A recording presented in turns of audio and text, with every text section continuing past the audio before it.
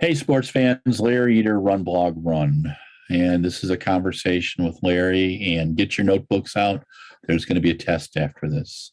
My topic today is why World Athletics is so right on about banning Russia and Belarus. Okay, I'm trained as a historian, guys. I went to Santa Clara University, studied under Dr. Istvan Moshki, Dr. Timothy O'Keefe, Dr. Giacomini, and Dr. Peter Pearson, who taught me about the Spanish Civil War. Dr. Peter Pearson was so charming and really enjoyed him. Dr. Moshki was a Hungarian and is a Hungarian, loves to write about Moldova and other parts of the Austro-Hungarian Empire. And he got me reading Dostoevsky and Thomas Mann and Buddenbrooks. He believed that to understand a historical context, you needed to read the literature of the day. You needed to have contemporary text.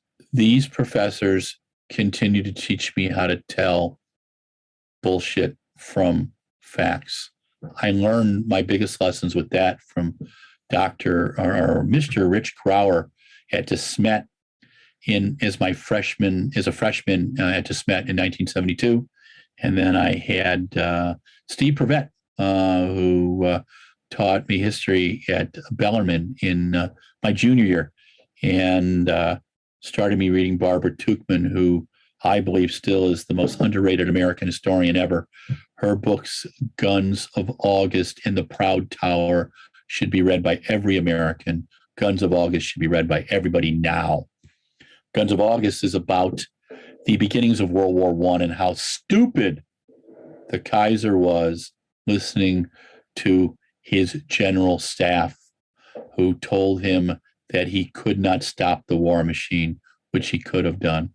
It told us about how corrupt the Tsarist regime was and how lacking in any knowledge it was. Compares that very well to Mr. Putin. Here's my deal with Mr. Putin. I've observed him from within 100 feet. 2013, Luzhniki Stadium, standing with my son and a group and a friend of ours who spoke fluent Russian. Well, Putin went off on a CNN TV crew, because the stadium wasn't full. And he told the meet director that they better have the stadium full the next day because he's going to bring CNN back. It was fascinating because you understood that Putin is not a dumb guy. We've, in the U.S. media, because most people have never read Dostoevsky, and most of the media has the intellectual quotient sometimes of a small soap dish. They don't understand history, and they write about things that they don't know about. Russia is very complicated, and the best person in an intelligence agency in the U.S. would be someone who had majored in a subject like Russian history, Asian history, Chinese history. I believe one of the reasons why our foreign policy is so screwed up is because we don't understand the other side. And until you appreciate that, you're not going to get it. Putin has an inferiority complex. NATO scares the shit out of him. European Union scares the shit out of him. He was in East Berlin when it fell. What did he take? Took his wife, took a case of German beer, and took as many of the papers as he could to take back to lovely Soviet Union. What was his job when he got back there? What did he work in Leningrad for a while, and made about $180 million there. So he got into the graft thing pretty quick. Guy's always been involved in graft. At Sochi, the 54 million spent there, 50 billion of it went to his cronies building things that weren't needed. Sochi used to be this place where the Russian or the Soviet leaders would go for a vacation or before they were, deposed. I think Khrushchev went there. Anyway, so the issues were Europe did not understand Putin and pissed him off. And there was ways they could have done stuff a little more delicately. The Baltic states wanted nothing to do with the old Soviet Union and the new Russia. Finland and Sweden, of course, don't trust Russia, and they shouldn't. Putin now sees that after the U.S. did some dumb shit stuff in Afghanistan, and again, I think it was a lot of intelligence blunders and people not getting what they're dealing with. the Taliban was always going to come back. Look what they did to the Russians, and they did the exact same thing with us. Will it change there? We can't be, as Teddy Roosevelt said, the police of the world. We've got to do good things. We've got to take care of people. I think we need to be more involved in the Ukraine. But I think what World Athletics is doing right now by banning athletes from Russia and Belarus is the right thing. Why? Because Russian people and Belarusian people love sports. Okay, they are proud of their athletes, and Russian athletes are fine athletes even without the drugs. I think most of them would perform as well, maybe even better, because some of the drugs work, some of them can really screw you up. But the plan was very systematic. I remember Emil Zatopek in 1990 telling me a conversation he had with Vladimir Kuts about Kuts being forced to take things back in 1952, 53, and 54, and how he felt sick. Kuts died early in his life after he ran, gained a huge amount of weight. It affected his heart. East German athletes were fed, pills like they were, St. Joseph's aspirin for years. And I think over 400 are being watched by the German government. And there have been about 100 cases of heart attacks and cancer, early cancers, because of some of the drugs they took. Better running through chemistry. Yeah, they did it in the 70s, and the federations had no clue, no idea, or didn't want to know, wanted it to go away.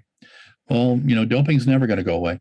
The way it was in Sochi was very systematic. You had the Russian security groups involved, and Putin is now being credited with making the revenue from about 25% of the banned drugs in sports around the world, and that's from some interesting organizations. So I can, if you need me to pull that up and put that on a site, I'll get you that info as well.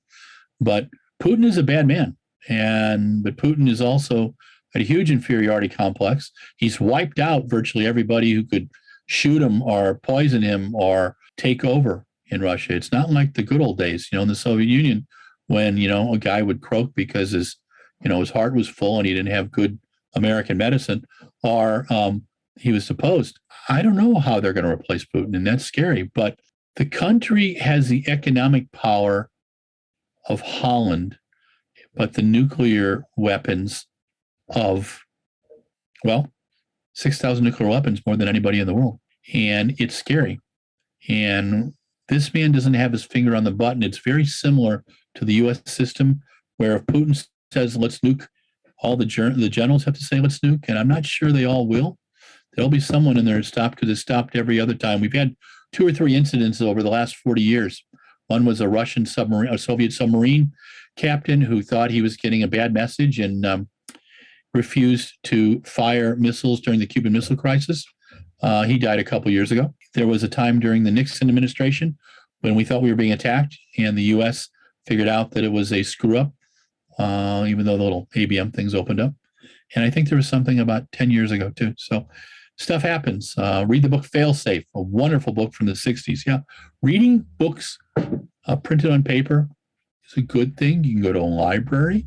You don't have to buy another copy. I don't want Ralph Nader coming and beating me senseless. But, paper books are a different paradigm. It's different than reading on your, Kindle and all that crap. Read books. It's important. Knowledge is important. Your brain is wired differently then. But also, you need to be able to tell bullshit from real things. And news from Sputnik, one of the Russian organizations, from most of their major media sources, have wonderful half-truths in them and then have craziness. Did they affect our 2016 election? Yes, they did. Why? Because we had such 2 terrible candidates on both sides. It was really close. I don't know why great people don't run for president anymore. I mean, I thought Barack Obama was wonderful. I thought Joe Biden did it because he was very worried about the Democratic Party, and I respect him for that. But boy, he's getting blamed for everything. But he's getting blamed for the Asian flu too. So sorry about that, Mr. President. The bottom line is this: Sebco. I disagree with him on many things, but one of the things that he and John Ridgen and the crew in Monaco did was they're really pushing this ban on Russian athletes. Do I want to see Lazinskaya compete? Yeah, I think Maria is fantastic, and a lot of the other Russian athletes. Do I want to see the Belarusian athletes compete? I loved going to Minsk in 2019 to see the match, Europe versus USA. The people were very nice to me. I loved sitting in cafes where I could actually afford something. And I loved walking the streets and seeing old Soviet built buildings. It was fascinating to me because I didn't get to go to Moscow in 72 as I tried to go, but my mother didn't let me. Thanks, Mom. I didn't get to go to 2013. But yeah, Belarus was a lot of fun. But Belarus and Russia went into a sovereign country that they were not asked in any way to go into and got involved in internal affairs. And thank God, Ukraine is standing firm. And I do believe the European Union is doing what they think they can do. I think they can do more. Our friends in Poland, our friends in Bulgaria, our friends in the Baltic, our friends in Germany are trying to support the Ukraine. You can support the Ukraine too by going to a site called St. Javelin and buying a shirt there. The money goes, all the profits go directly to a group in Canada who are taking care of Ukrainian refugees in Europe. The shirts are really fun. Yeah, they're very pro-Ukraine, so get over it. I don't know in your right mind how you cannot be, but I can't tell people. You have the right in this country. Freedom of speech means you have the right to be stupid. What upsets me is that I can understand people voting against a Democrat. I do not understand people voting for the worst president in our history. And that's what history will say about Mr. Trump. And what has happened is our country is terribly divided. In other times, we could have a discussion, a political discussion. I did all the time because I'm as far left as you can go. You know, I've been a member of the Communist Party for years and years and years. And I do it because of the Freedom of Information Act, because I don't think it's anybody's business, but apparently it is. So my beliefs have evolved from there, but I do like to stir it up a little bit. And having a conversation with someone on the far right, I do learn things. I try to keep an open mind. But so many people just resort to insults, and I just don't think that's a good thing. I had to respect Mr. Trump when he was president. I have less time for him now because we have real problems and we have a real president, and I'm trying to support that real president, even though I disagree with him on many things. But a democracy is a difficult thing. It's much easier to have a system like Mr. Putin has. He probably has percent of about 60% of the people in Russia are supporting him because they have jobs. The economy is kind of okay right now. But with all the things that the European Union and the US have done, access to banks, the normal people are getting totally screwed in Russia. How do you hurt Putin? How do you hurt the oligarchs? That's really a big question. I'm not sure the Guardian writing about oligarchs' boats being taken over and somebody sinking a boat really does anything. It's symbolic. I think the World Athletics ban is more than symbolic. I think it's about showing a country that there is a proper way to behave in the global village.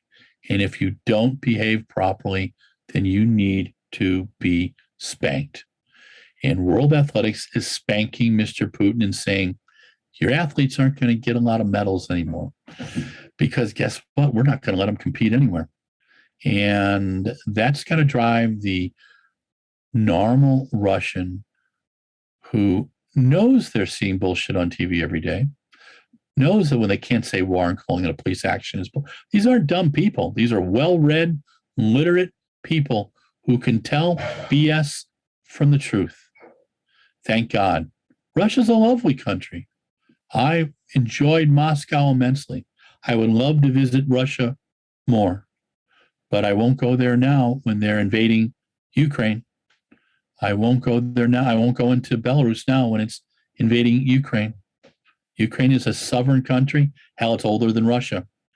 And there are cities like Kiev that were around when Moscow was just a place with a little tent and maybe a poop hole. So go back and check your history, okay? that's part of the issue too. Sovereignty means something.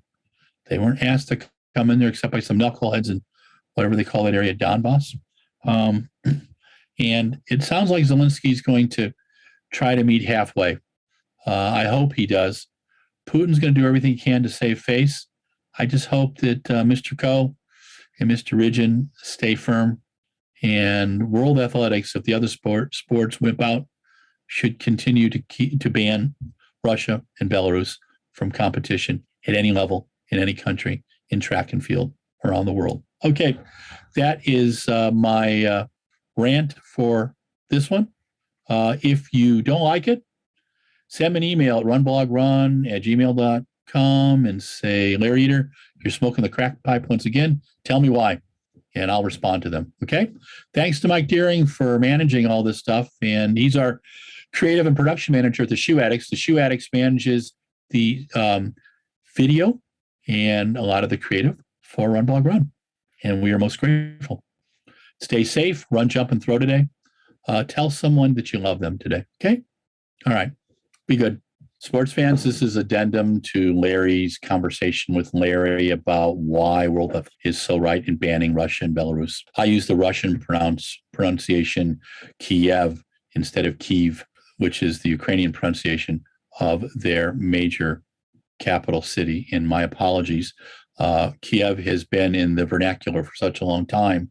Kyiv came to our attention, obviously, after the invasion, and my apologies to my friends in the Ukraine. We have a lot of fans there. We have spoken to many of their athletes, including Bohdan Bodarenko and Yaroslava Mahuchik, among others, and the one and only Sergei Bubka. And the people of the Ukraine are in our thoughts and prayers. And again, you can support them through making donations to the Red Cross. You can get stuff there quickly too, and have a shirt to wear through the St. Javelin site, which I encourage.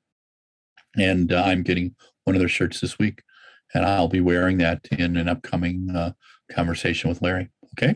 Stay safe.